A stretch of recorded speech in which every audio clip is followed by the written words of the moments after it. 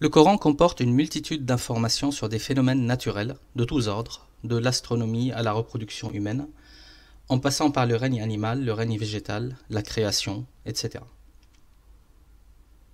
À notre époque moderne, les progrès scientifiques ont permis d'acquérir sur un certain nombre de ces phénomènes des connaissances définitivement établies et expérimentalement vérifiées.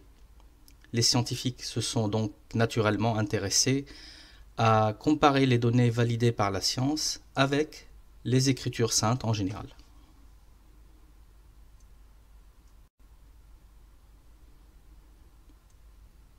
Le résultat de ce rapprochement entre les Écritures saintes et les données scientifiques modernes est le suivant.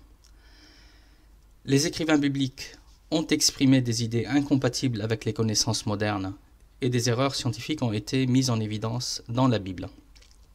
Ce qui en soi n'est pas étonnant compte tenu de ce que nous savons aujourd'hui du mode d'élaboration des livres judéo-chrétiens.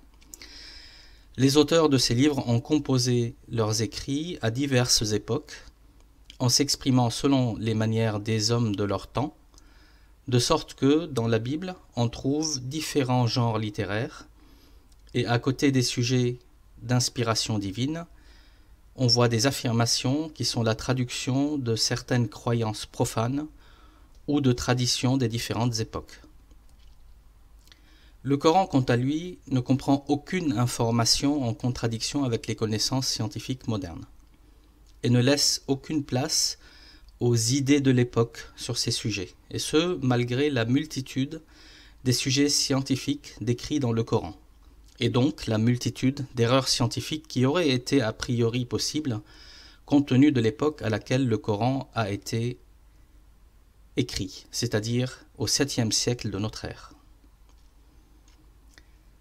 Alors, cette confrontation des Écritures saintes avec les données de la science a été de tout temps pour l'homme un sujet de réflexion. On a d'abord soutenu que la concordance entre les Écritures saintes et la science était un élément nécessaire de l'authenticité des textes sacrés. C'était un principe qui a été établi par saint Augustin. Puis, à mesure que la science se développait, les savants occidentaux se sont aperçus de l'existence de divergences entre les Écritures bibliques et la science, et on a décidé de ne plus faire de rapprochement. Comment expliquer en effet que la révélation puisse contenir des faits rigoureusement inexacts? C'est alors qu'un fossé s'est peu à peu creusé entre les exégètes bibliques et les scientifiques, opposant longtemps en Occident religion et science. De son côté, l'islam a toujours considéré, tout comme saint Augustin pour la Bible, qu'il devait y avoir concordance entre la révélation et les données scientifiques définitivement établies.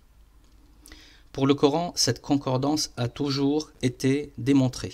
Cette harmonie entre le Coran et les connaissances modernes est humainement inexplicable, au sens où les informations scientifiques contenues dans le Coran, découvertes des siècles plus tard par la science, ne peuvent avoir été le résultat d'une réflexion humaine ou d'une imagination qui extrapole des évolutions observées, ce qui confirme le caractère révélé du Coran, par opposition au caractère inspiré des autres Écritures saintes. Le Coran qui contient uniquement la parole de Dieu et ne peut donc contenir d'inexactitudes.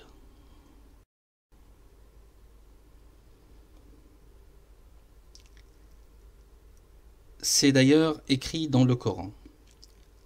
Dans ce verset, ne médite-t-il donc jamais le Coran? S'il émanait d'un autre que Dieu, ils y trouveraient certes de multiples contradictions. Un certain nombre de vérités scientifiques que seule la technologie des 21e et du 20e siècle a permis de découvrir étaient déjà annoncées dans le Coran voilà plus de 1400 ans.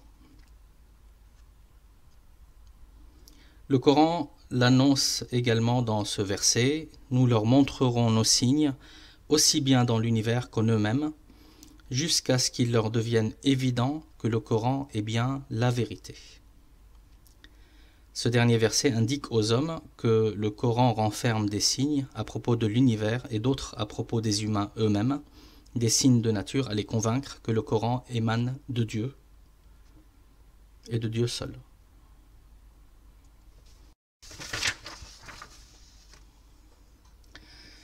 Souvenons-nous du niveau de la science à l'époque où le Coran a été révélé.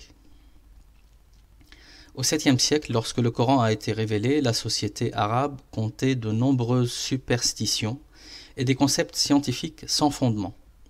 Ne possédant pas la technologie pour étudier l'univers et la nature, les Arabes anciens croyaient à des légendes héritées des générations passées et ne les remettaient pas en question.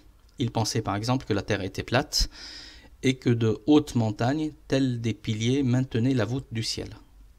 C'est dans ce contexte empli de légendes et de mythes que le Coran a été révélé. Il remplaça l'ignorance et la superstition de la société arabe par la connaissance. Le Coran a été envoyé à une époque où les gens savaient très peu de choses sur l'astronomie, la physique ou la biologie. Le Coran contient des informations essentielles sur ces sujets, qui ont été démontrées beaucoup plus tard grâce au progrès de la science.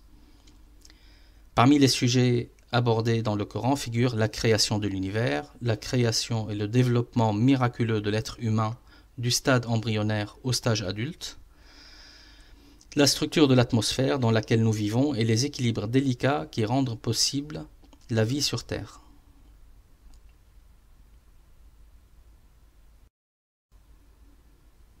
Alors, dans cette vidéo courte, je ne vais pas détailler les différents miracles scientifiques, mais simplement vous en donner une liste. Je les ai classés par domaine. Cette liste n'est pas exhaustive, et c'est normal. En effet, la science continue à avancer et à dévoiler de nouvelles exactitudes dans les annonces faites par le Coran. Et je vous invite vivement à consulter le site internet qui est donné à la fin de cette vidéo où certains de ces miracles sont détaillés.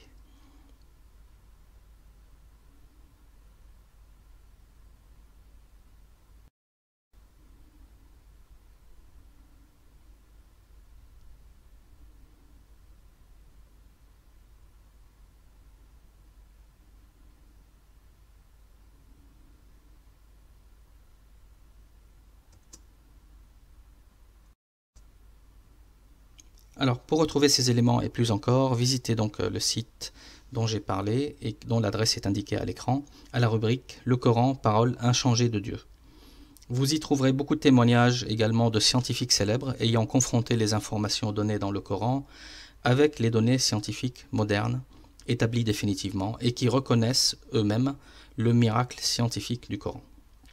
Vous pouvez bien sûr me contacter via ce site dans l'onglet Contact pour toute question ou suggestion, et dans les prochaines vidéos j'aborderai les deux thématiques suivantes, la transcription et la conservation du Coran, et la question du miracle numérique du Coran qui est le garant de l'authenticité et de l'intégrité du texte. Et pour être informé de la disponibilité des prochaines vidéos, vous pouvez bien sûr vous abonner à la chaîne, et si le contenu vous a plu, diffusez ces vidéos auprès des gens que vous aimez.